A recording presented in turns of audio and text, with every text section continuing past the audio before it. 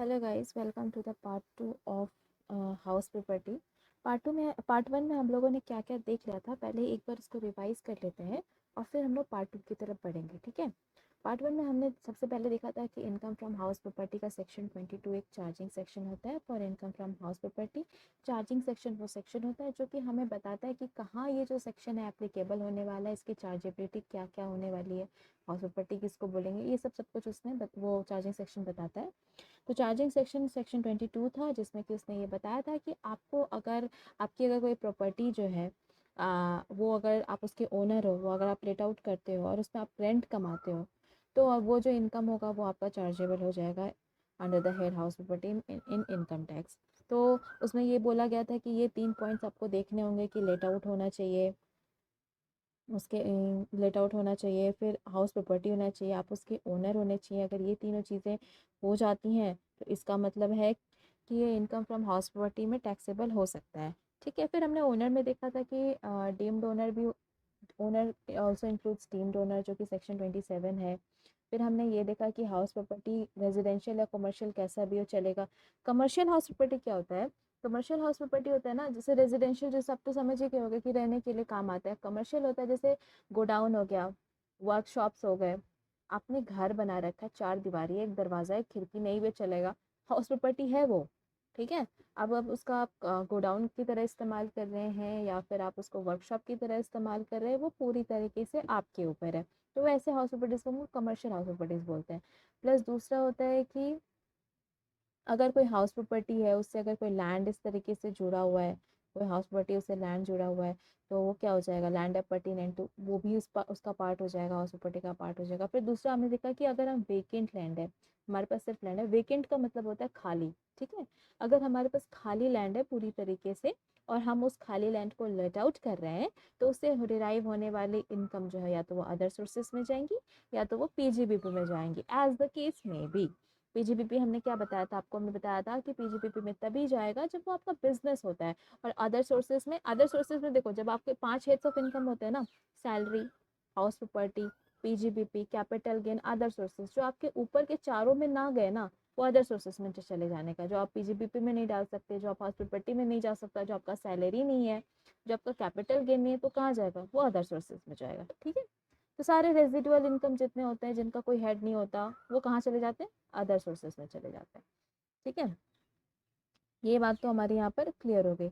उसके बाद हमने क्या पढ़ा था कि अगर ओनर है, उसने अपने ही घर को एज अ बिजनेस पर्पस के लिए यूज कर रखा है, तो पीजीबी में जाएगा। ये जो डेफिनेशन था ना सेक्शन 22 का, उसमें लिखा रहता है कि लेट आउट होना चाहिए, हाउस प्रॉपर्टी होना चाहिए, ओनर ओनर होना चाहिए, प्लस ओनर ने अपने बिजनेस के लिए अपने ही बिल्डिंग को लेट आउट ना कर रखा हो। मतलब ये तो मजाक हो जाएगा, फिर ऐसा नहीं करने का है।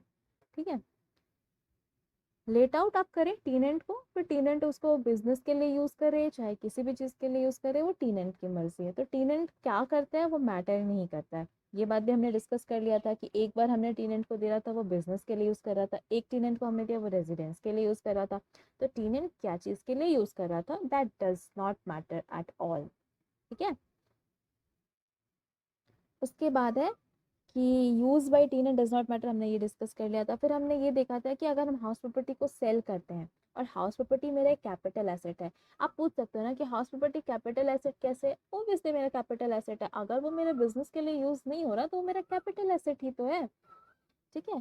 कोई भी एसेट उसका वो कैपिटल एसेट। अब मैंने कोई घर बना रखा है, बहुत आलिशान सा मैंने पूरा घर बना रखा है, वो मेरा एसेट है, डेफिनेटली मेरा कैपिटल एसेट है। ठीक है।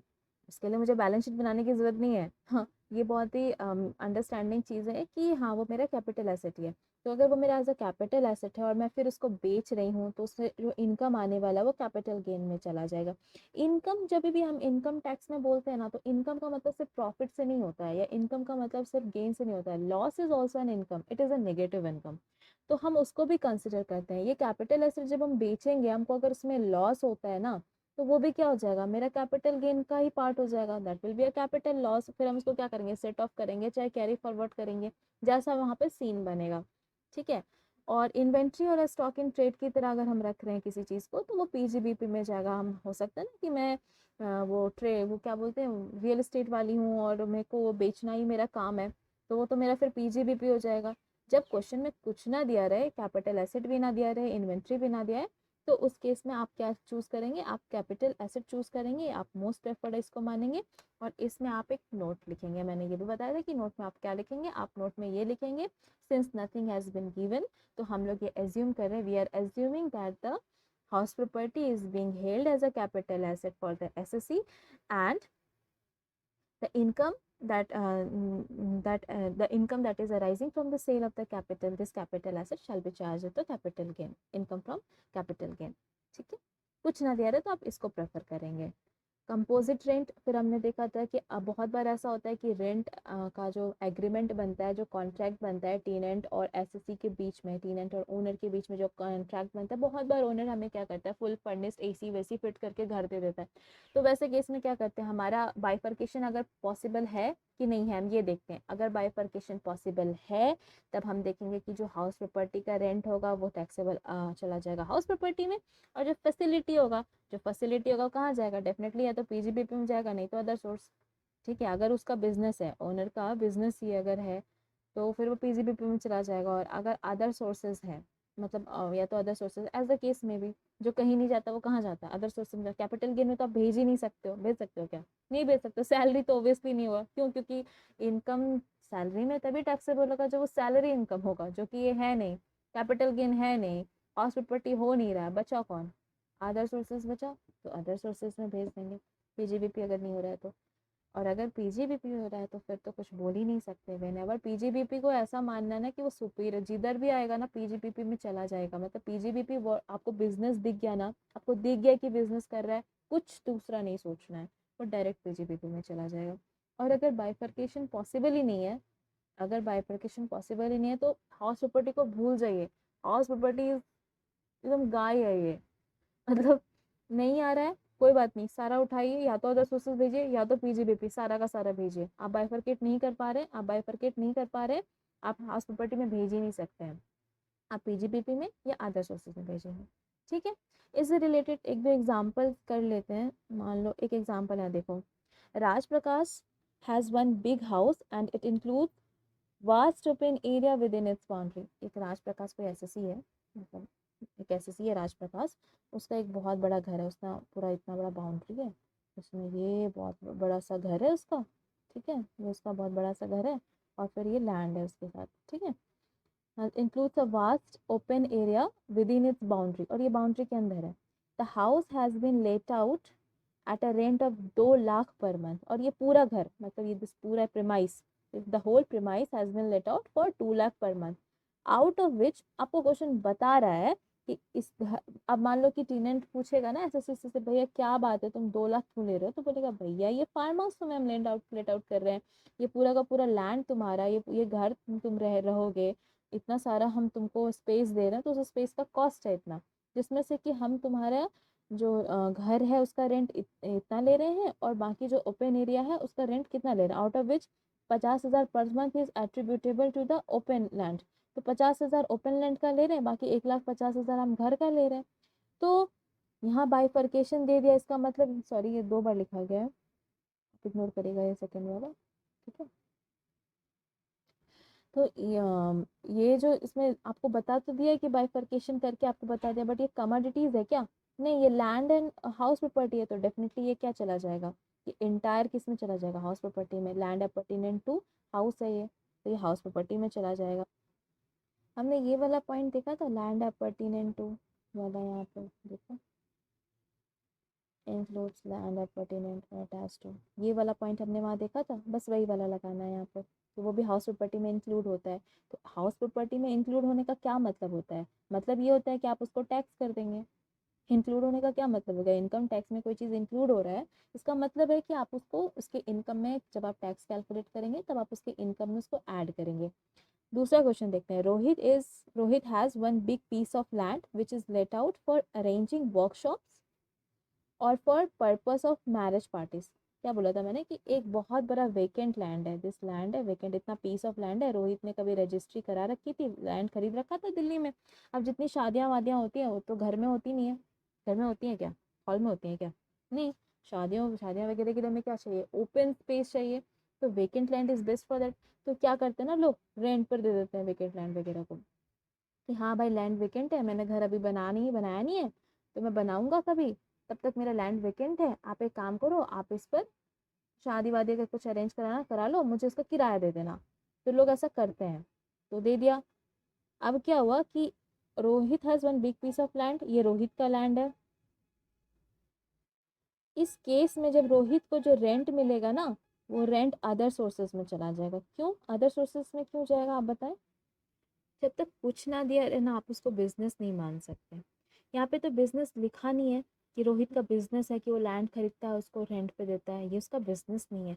हो सकता है रोहित ने लैंड खरीदा हो, वो खाली हो तत्काल के लिए, तो उसने दे दिया हो, रेंट ले लिया हो, रेंट भी कमा लिया हो, मतलब जमीन में कुछ तो अर्न करके चलो दे दिया ऐसा करके। तो जो चीज़ कहीं टैक्स नहीं होता वो कहाँ टैक्स हो जाता है? वो अदर सोर्सेज में टैक्स हो जाता है। यहाँ पर हाउस प्रॉपर्टी नहीं लग सकती, यहाँ पर सैलरी नहीं लग सकती, यहाँ पर पीजीबीपी नहीं लग सकता। जब तक आपको बिजनेस ना बोला जाए आप बिजनेस मान नहीं सकते। कैपिटल गेन लग नहीं सकता, क्यों? क्योंकि हम सामान को बेच नहीं रहे। गेन और लॉस कब आता है? जब हम किसी चीज़ को बेचते या खरीदते हैं, तब गेन या लॉस का सिचुएशन अराइज होता है। हम बेच तो रहे नहीं लैंड को, लैंड तो मेरे पास है, तो कैपिटल गेन भी नहीं हो सकता। क्या बचा? Other sources. तो अदर सोर्सेज में क्या हो जाएगा? वो अदर सोर्सेज में टैक्स हो जाएगा। तो जब हम इसका कैलकुलेशन करेंगे, तो हम इस इनकम को, ये जो उसको रेंट मिल रहा है, जिसको रेंट रिसीव हो रहा है, इस रेंट को हम अदर सोर्सेज हेड में ले जाएंगे और फिर उसको वहाँ पर टैक्स करेंगे। इस तरीके से हमारा जो पार्ट 1 था उसका रिवीजन पूरा कंप्लीट होता है। अलॉन्ग विथ हमने कुछ क्वेश्चन सर्कमस्टांसेस भी देख लिए। इससे आपका मतलब अंडरस्टैंडिंग होना चाहिए, ताकि आपको जो मान लो एमसीक्यू वगैरह आता है एग्जाम्स में, वो आप अच्छे से इसे टैकल कर सकते हैं।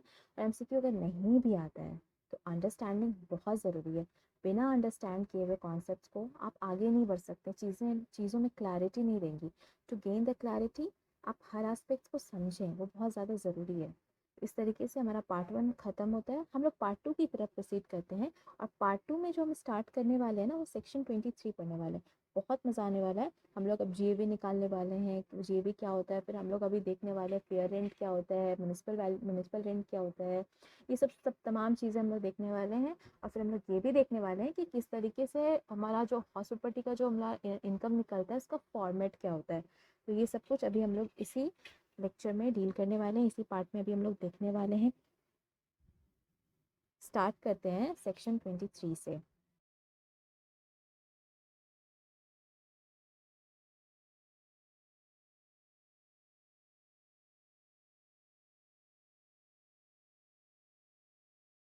सेक्शन 23 आपका मोस्ट इम्पॉर्टेंट सेक्शन है income from house property. Most important section इसलिए है क्योंकि 80 to 85% जो आपका क्वेश्चंस आने वाले हैं या सर्कमस्टांसेस बनते हैं ना, वो इसी सेक्शन से बनते हैं। सेक्शन 23 में हम लोग एनुअल वैल्यू कैलकुलेट करते हैं। एनुअल वैल्यू, ठीक है। सेक्शन 23 में बेसिकली हम लोग एनुअल वैल्यू कैलकुलेट करते हैं। अब ऐसा है ना, देखो पूरे 12 महीने तो आपका घर लेट आउट नहीं होगा। बहुत बार ऐसा होता है कि आपका घर कुछ महीनों के लिए लेट आउट रहता है और फिर कुछ महीनों के लिए वेकेंट रह जाता है, ठीक है। ऐसा भी होता है कि कुछ महीने आप खुद घर में रहते हैं सेल्फ ऑक्यूपाइड, और कुछ महीने आप लेट आउट कर देते हैं।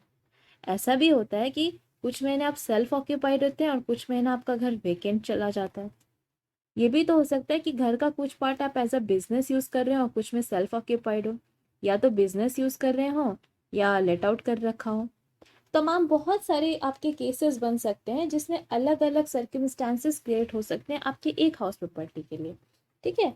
तो सेक्शन 23 हर केसेस के लिए आप एनुअल वैल्यू को कैसे कैलकुलेट करेंगे ये बताता है।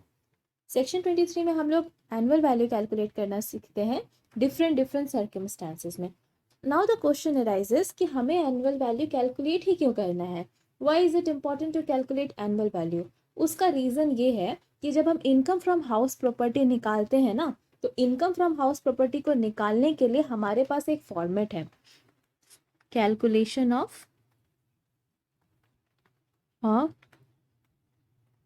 Income from house property. ये फॉर्मेट क्या बोलता है, एक बार इस पर नज़र दौड़ाते हैं। फॉर्मेट बोलता है कि सबसे पहले आपके पास होना चाहिए gross annual value.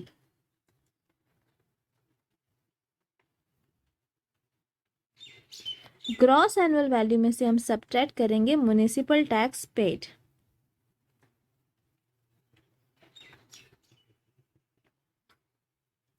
By the owner. Remember यहाँ दो चीज बहुत इंपॉर्टेंट है, एक तो पे होना और एक ओनर के द्वारा पे होना। ये दोनों चीज होगा तो ही इसका डिडक्शन मिलेगा। कहने का मतलब ये है कि मान लीजिए आपके टेनेंट ने आप पेमेंट कर दिया आपके म्युनिसिपल टैक्स का, तो आपको डिडक्शन नहीं मिलेगा। मान लो आप एसएससी हो, मान लो आप एसएससी हो और आपका हाउस प्रॉपर्टी है और आपका income from house property calculate किया जा रहा है और मैं असेसिंग ऑफिसर हूँ, तो मैं आपको म्युनिसिपल टैक्स, आपने बोला कि मैंने आपसे पूछा आपने म्युनिसिपल टैक्स पे करा है, तो आप बोल रहे हो कि हाँ मैंने पे करा है, म्युनिसिपल टैक्स पेड है। तो मैं फिर पूछूंगा क्या आपने पे किया है? नहीं, मेरे टेनेंट ने पे किया। तो सॉरी, आपको डिडक्शन नहीं मिलेगा। ये डिडक्शन आपको मिल रहा है, देखिए जब ये इस वैल्यू में से आपको कुछ कोई चीज़ अगर डिडक्ट हो रहा है, इट मीन्स आपके टैक्स का जो इनकम, जिस इनकम पे आपका टैक्स लगेगा वो इनकम कम हो रहा है। डिडक्शन मिलना एक एसएससी के लिए फ़ायदेमंद चीज़ होती है। एसएससी का जो टैक्सेबल इनकम है डिडक्शन के थ्रू वो कम हो जाता है। कोई चीज़ अगर उसके इनकम में से कम कर देंगे तो कम चीज़ पर टैक्स लगेगा ना। मान लीजिए आपके पास पहले आप 5 रुपए पर टैक्स लग रहा था और मान लीजिए आपको 1 रुपए का डिडक्शन मिल गया, तो अब आपके 4 रुपए पर टैक्स लगेगा। ठीक है, तो आपको क्या हो गया, आपको कम टैक्स देना पड़ा, आपके आपका कम इनकम टैक्सेबल हुआ।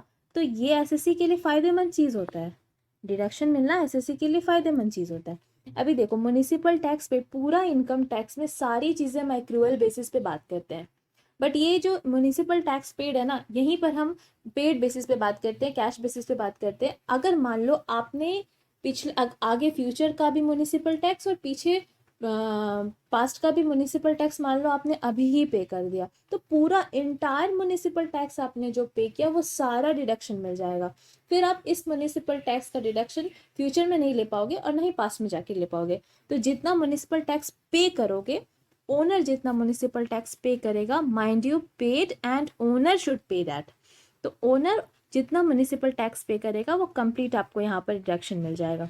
जब आप ये माइनस करोगे तब आपको मिलेगा एनएवी, नेट एनुअल वैल्यू। ठीक है, एनएवी मिलता है। एनएवी में फिर हमें सेक्शन 24 का डिडक्शन मिलता है। ठीक है, सेक्शन 24 का डिडक्शन हम लोगों को अलाउ होता है। 24A बोलता है standard deduction of 30% of NAV 24A में मिलता है।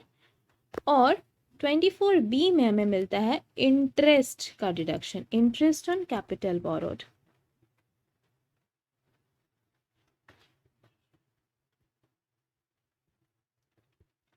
और ये करने के बाद जो हम लोगों को मिलता है वो मिलता है income from house property. Income from house property, देखो क्या होता है, ये जो इंटरेस्ट है ना, इस पे थोड़ा सा बात कर लेते हैं। ये इंटरेस्ट जो यहाँ पे हम लोग को डिडक्शन मिला ना, इस पे थोड़ा सा बात कर लेते हैं। ऐसा है ना कि हर कोई मैक्सिमम लोग, मतलब भारत में मैक्सिमम लोग क्या करते हैं ना कि लोन लेकर के अपना घर बनाते हैं। आप लोग सुनते होंगे कि हाउसिंग लोन बहुत आजकल बहुत ज़्यादा प्रचलन में है। हाउसिंग लोन कंपनीज भी देती है अपने एम्प्लॉयज़ को हाउसिंग लोन।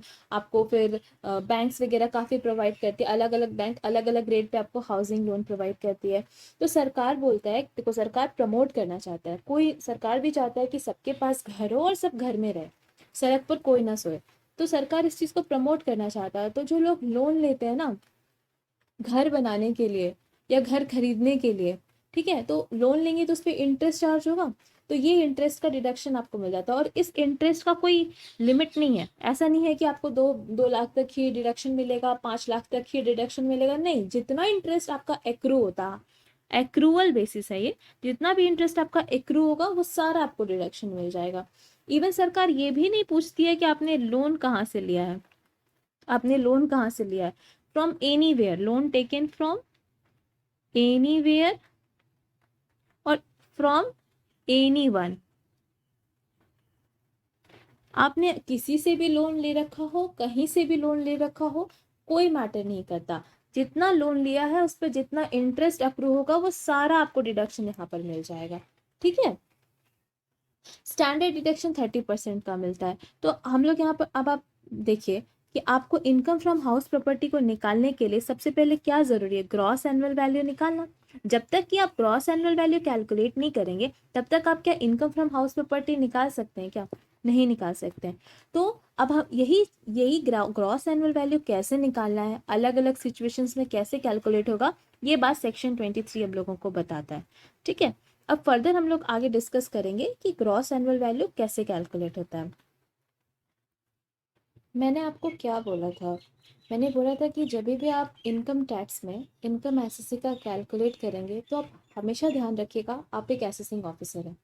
तो आप एक असेसिंग ऑफिसर हैं और आप एसएससी के का income from house property calculate करना चाहते हैं। आपको पता कैसे चलेगा कि उसका इनकम फ्रॉम हाउस प्रॉपर्टी कितना हुआ, जब तक कि वो आपको बताएगा नहीं।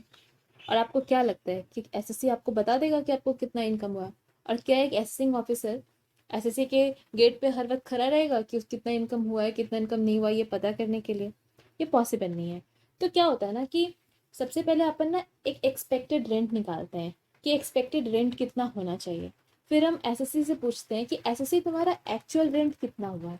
और फिर हम अपने डिसीजन लेते हैं कि अगर मेरा एक्सपेक्टेड रेंट उसके एक्चुअल रेंट से ज़्यादा है तो हम एक्सपेक्ट ज़्यादा, और ये एक्सपेक्टेड रेंट भी हम ऐसे हवा में नहीं निकालते हैं। एक्सपेक्टेड रेंट को निकालने के लिए भी हम एक पूरा प्रोसीजर करते हैं। पहले हम फेयर रेंट देखते हैं, म्यूनिसिपल रेंट देखते हैं, तब बहुत सारी रेंट को देखते हुए फिर हम एक एक्सपेक्टेड रेंट निकालते हैं। और फिर हम पूछते हैं एसएससी से, एसएससी तुम बताओ कि तुम्हारा एक्चुअल रेंट तुम्हें कितना मिला है। फिर एसएससी हमें एक्चुअल रेंट में बताता है और फिर हम उसे कंपेयर करते हैं। तो लेट्स सी हम लोग एक्सपेक्टेड रेंट कैसे निकालते हैं। सबसे पहले हम लोग देखते हैं ना कि एक्सपेक्टेड रेंट कैसे निकालते हैं। देखो, एक्सपेक्टेड रेंट निकालने के लिए क्या करते हैं, फेयर रेंट। फेयर रेंट क्या होता है? फेयर रेंट का मतलब होता है कि जिस घर है एक लोकेलिटी में होगा, मान लो कि ये एक एरिया है, ये एरिया है तो एक आप अपने ही घर के आसपास देखिएगा कि जो आपका आपका एरिया होता है ना, मान लो एक रांची ले लो या कोई डिस्ट्रिक्ट ले लो, कोई सा भी डिस्ट्रिक्ट ले लो, तो उसमें ना अलग अलग एरिया होते हैं। क्या होता है, कुछ एरिया बहुत पॉश एरिया होता है, कुछ एरिया थोड़ा सा मतलब यू नो उनका स्टैंडर्ड ऑफ लिविंग वगैरह उतना बढ़िया नहीं होगा, घर भी उतने कॉस्टली नहीं जाएंगे वहाँ पर। ठीक है, कुछ एरिया होता है जहाँ मॉल वगैरह बहुत सारा मार्केट प्लेस होगा, कुछ एरिया होगा जो हॉस्पिटल के पास होगा, हॉस्पिटल एरिया होगा, कुछ एरिया में बैंक वगैरह सिचुएटेड होंगे, एक ऑफिस एरिया होगा। ये हर एक सिटी का सीन है, ऐसा हर जगह होता है। ठीक है, तो मान लो कि मेरा घर, एसएससी का घर जो है वो इस एरिया में है। तो हम देखेंगे कि इस एरिया में सेम स्ट्रक्चर वाले घर के, मान लो कि अब एरिया है तो किसी का घर छोटा होगा किसी का घर बड़ा होगा, तो देखेंगे सिमिलर स्ट्रक्चर वाला घर उसके आसपास के लोकेलिटी में ऐसा घर, मान लो ये 4 स्टोरी का घर इसने बना रखा है तो मैं, और इतना लैंड का एरिया इसने कवर कर रखा है, तो मैं आसपास का देखूंगा जाकर कि 4 स्टोरी का घर का क्या रेंट बन रहा है और उतने उतने अप्रॉक्स उतने लैंड का क्या रेंट बन रहा है। दो चार घर से घर को देखने के बाद मुझे पता चलेगा, हाँ भैया मतलब रख लो कि 120 रुपया लग रहा, मतलब ऑलमोस्ट 120 रुपया रेंट बन रहा है पर मंथ से। एक आर्बिट्री, इतना कम तो रेंट नहीं लगता ना, तो मैं मान लेती हूँ कि 120 रुपया रेंट लग रहा है। ठीक है, तो मैं, तो वो फेयर रेंट होता है। फेयर रेंट होता है कि similar house property in a same locality, how much rent for the similar house property in a same locality, तो दैट इज फेयर रेंट। ठीक है, फेयर रेंट इतना हो गया। अब क्या होता है कि जितने भी एरिया होते हैं वो एक म्युनिसिपल कॉरपोरेशन के अंदर फॉल करते हैं, तो म्युनिसिपल कॉरपोरेशन वाले लेते हैं म्युनिसिपल टैक्स। क्यों लेते हैं? हमें सुविधाएं मिलती हैं, हमारे घर आता है कचरा वाला, वो हमारा कूड़ा लेकर के जाता है, हमें पानी टाइम पर मिलता है, हमें इलेक्ट्रिसिटी मिलती है, तो हमें सारी सुविधाएं मिल रही हैं। ये सारी सुविधाओं के उपलक्ष्य में जो म्युनिसिपल कॉरपोरेशन वाले एक म्युनिसिपल टैक्स लेते हैं, और ये म्युनिसिपल टैक्स जो होता है as a percentage of municipal value होता है, म्युनिसिपल वैल्यू होता है। ये म्युनिसिपल टैक्स वाले में, म्युनिसिपल टैक्स कॉर्पोरेशन वाले ने भी क्या कर रखा होता है ना, अपना एक स्टैंडर्ड रेंट बना रखा होता है, इन्होंने भी अपना एक स्टैंडर्ड रेंट बना रखा होता है, उस पर एज अ परसेंटेज ये म्युनिसिपल टैक्स ले लेते हैं। ठीक है, तो फिर हम म्युनिसिपल कॉर्पोरेशन वालों के पास जाएंगे और फिर पूछेंगे कि भैया तुम्हारा क्या स्टैंड, तुमने क्या रेंट बना रखा है, उसको बोलते हैं म्युनिसिपल रेंट। आपको तो पता है कि ये इंडिया है, और इंडिया में चीजें बहुत जल्दी जल्दी होती नहीं है, चीजें अपडेटेड रहती नहीं है। तो म्युनिसिपल रेंट वगैरह जो होता है ना, ये ऑलरेडी काफी आउटडेटेड टाइप से रेंट रहता है, ये लोग जल्दी अपग्रेड करते भी नहीं है। तो क्या होता है, हम लोग क्या देखते हैं, हम लोग क्या करते हैं कि फेयर रेंट और म्युनिसिपल रेंट, मान लो मैं असेसिंग ऑफिसर हूँ, मैं फेयर रेंट मैंने निकाला, मैं गया उस लोकेलिटी में, मैंने पता करा कि हाँ भैया 120 रुपये तक रेंट जाता है। मैं म्युनिसिपल कॉरपोरेशन गया, मैंने म्युनिसिपल वालों से पूछा कि भैया बताओ कि इस लोकेलिटी के एरिया में अगर मान लो घर है मेरा, तो कितना रेंट पड़ेगा। तो उसने बोला कि इस लोकेलिटी में, ठीक है मैं चेक करके बताता हूँ। उसने बताया कि 100 रुपये। मतलब तुम देख लो, उसने अपडेट भी नहीं कर रखा। तो मैं उससे क्या बोलूंगा, मैं बोलूंगा कि क्या भैया पुराना रेंट लेकर के चल रहे हो, अभी तो 120 चल रहा है, अपना रेंट अपडेट करो। तो इसका मतलब क्या हुआ कि फेयर रेंट और म्युनिसिपल रेंट में जो हायर होगा ना, अपन उसको लेंगे। वो जो हायर होगा, हम कौन है, असेसिंग ऑफिसर। तो मेरा पर्पस क्या होगा कि कोई भी इनकम छूटे ना, गलती से भी छूटे ना, टैक्स होना चाहिए सारा इनकम। तो हायर इन दो, फेयर रेंट और म्युनिसिपल रेंट में जो हायर होगा अपन उसको ले लेंगे, ठीक है।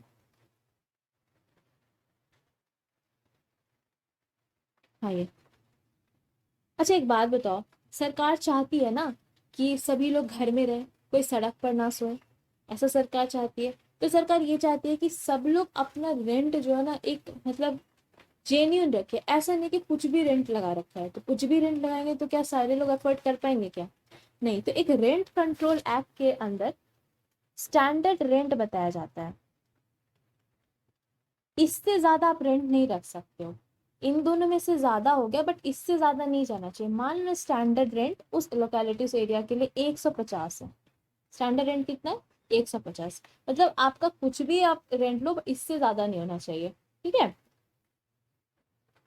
तो 120 आपका क्या पड़ा था, फेयर रेंट पड़ा 120 रुपये, और म्युनिसिपल रेंट पड़ा 100 रुपया, और ये 150। तो 120 और 100 रुपये में कौन बढ़ा, 120। तो अपन 120 ले लेंगे। अब उसमें देखेंगे वो स्टैंडर्ड रेंट से ज्यादा तो नहीं है, नहीं है, स्टैंडर्ड रेंट से कम है। तो मेरा, तो क्या हो गया, इन दोनों में से जो कम है, लोअर, 120, तो मेरा एक्सपेक्टेड रेंट हो गया 120 रुपये, ठीक है। मेरा एक्सपेक्टेड रेंट कितना हो गया, 120 रुपये। और ये मेरा अब हम एसएससी से पूछेंगे कि एसएससी बताना तो तुम्हारा एक्चुअल रेंट कितना होगा। एसएससी ने बोला भैया ऐसा है ना कि मेरा मेरा जो एक्चुअल रेंट है ना वो 170 है। ले सकता है एसएससी, तो कितना भी ले सकता है। तो हम बोलेंगे कि हाँ ठीक है, 170, बहुत बढ़िया बात है, यही है जीएबी, ठीक है। अब मान लो एसएससी से पूछा, एसएससी बताओ एक्चुअल रेंट कितना है। तो एसएससी ने बोला क्या सर, मेरा तो एक्चुअल रेंट जो है वो 110 रुपये है। तो मैं क्या बोलूंगा, हर झूठे, 120 रुपये तो तुम्हारा लोकेलिटी का रेंट ही चल रहा है, तुम्हारा 110 कैसे है? नहीं तुम झूठ बोल रहा है, 120 रुपये है जीएबी, ठीक है। तो यहाँ से क्या पता चला, एक्सपेक्टेड रेंट और एक्चुअल रेंट में जो बड़ा होगा वो मेरा जीएबी होगा, ठीक है। तो हमने क्या सीखा, मतलब एक समराइज करें तो क्या होगा कि fair rent and municipal rent, whichever is higher, whichever is higher, वो मान लो फेयर रेंट हायर है, म्युनिसिपल रेंट हायर है, जो भी है वो ले लेंगे, but can not be higher than standard rent. तो whichever is lower, whichever is higher, whichever is lower, तो हमको क्या मिलेगा, एक्सपेक्टेड रेंट।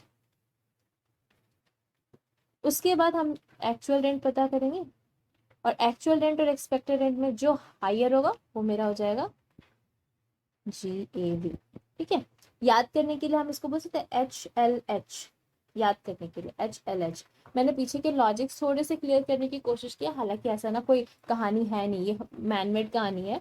लॉ में सिर्फ इतना लिखा हुआ है कि fair rent and higher of fair rent and municipal rent, but can not be more than standard rent, ठीक है। That will be the expected rent, and actual rent and expected rent whichever is higher shall be GAB, ठीक है। इस तरीके से हम लोग GAB निकालते, यही है सेक्शन 23 में बोलता है जीएबी ऐसे ही निकलेगा, नॉर्मल केस में जो जीएबी निकलता है, ठीक है। एक क्वेश्चन कर लेते हैं, उसके बाद अपन आगे बढ़ेंगे। उससे ये जो हमारा कॉन्सेप्ट है वो कितना समझ में आया वो क्लियर भी हो जाएगा। अपने क्वेश्चन करते हैं, ठीक है। Mister X owns 5 houses. Mister X एक एसएससी है मेरा, उसके पास 5 घर है, house 1, house 2, house 3, house 4, house 5, Chennai में। All of which are let out. सारे कितने क्या है, लेट आउट हो रखे हैं, सारे लेट आउट हो रखे हैं। Compute the expected rent and GAV of each houses from the information given below. ठीक है, तो देखो फेयर रेंट हमने क्या पढ़ा था, फेयर रेंट और म्युनिसिपल रेंट में से जो बड़ा होगा, जो बड़ा होगा वो ले लेंगे हायर, और फिर एक्सपेक्टेड रेंट से वो ज़्यादा नहीं होना चाहिए, ठीक है, लोअर। ये मेरा सॉरी स्टैंडर्ड रेंट से वो ज़्यादा नहीं होना चाहिए, स्टैंडर्ड रेंट से वो ज़्यादा नहीं होना चाहिए, lower lower of the two. और वो जो निकलेगा वो मेरा क्या निकलेगा, एक्सपेक्टेड रेंट निकलेगा। फिर एक्चुअल रेंट से कंपेयर करेंगे, दोनों में से जो हायर होगा,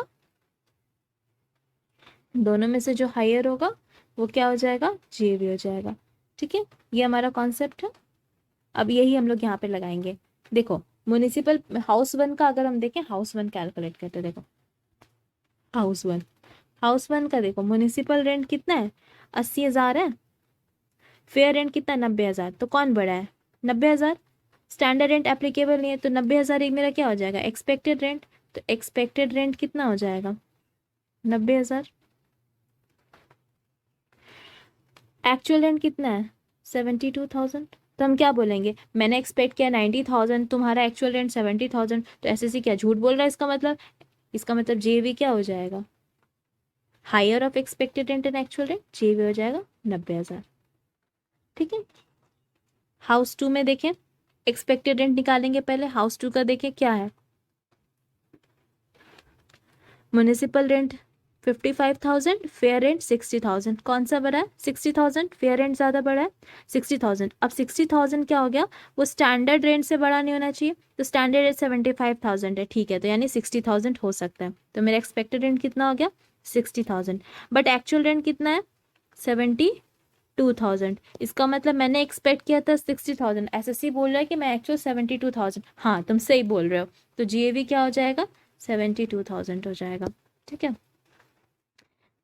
हाउस 3 जरा देखिए, हाउस 3 में देखिए म्युनिसिपल वैल्यू 65,000, फेयर रेंट 65,000, तो दोनों इक्वल है, एक ले ले 65,000 हो गया। स्टैंडर्ड रेंट कितना है, 58,000, मतलब स्टैंडर्ड रेंट से ज़्यादा नहीं होना चाहिए, तो स्टैंडर्ड रेंट ही फिर मेरा 65,000 और 58,000 से ज़्यादा नहीं होना चाहिए। इसका मतलब मैक्सिमम वो 58,000 हो सकता है, तो मैक्सिमम जब 58,000 हो सकता है तो एक्सपेक्टेड रेंट मेरा कितना हो जाएगा, 58,000 हो जाएगा। और एक्चुअल रेंट मेरा कितना है, 60,000, 60,000। तो मेरा जीएवी क्या हो जाएगा, एक्चुअल और एक्सपेक्टेड में कौन बड़ा है, एक्चुअल रेंट 60,000 बड़ा है, तो मेरा जीएवी हो जाएगा 60,000। अब हाउस प्रॉपर्टी 4 की बात करें, हाउस प्रॉपर्टी 4 में देखो क्या हो रखा है, हाउस प्रॉपर्टी 4 में है कि मेरा म्यूनिसिपल वैल्यू 24,000 है, फेयर रेंट 25,000 है। कौन भरा है, 25,000, फेयर रेंट 25,000। स्टैंडर्ड रेंट दे ही नहीं रखा है, यानी एप्लीकेबल ही नहीं है, यानी मेरा एक्सपेक्टेड क्या हो जाएगा, मेरा एक्सपेक्टेड रेंट हो जाएगा 25,000। और मेरा एक्चुअल रेंट कितना है, 30,000।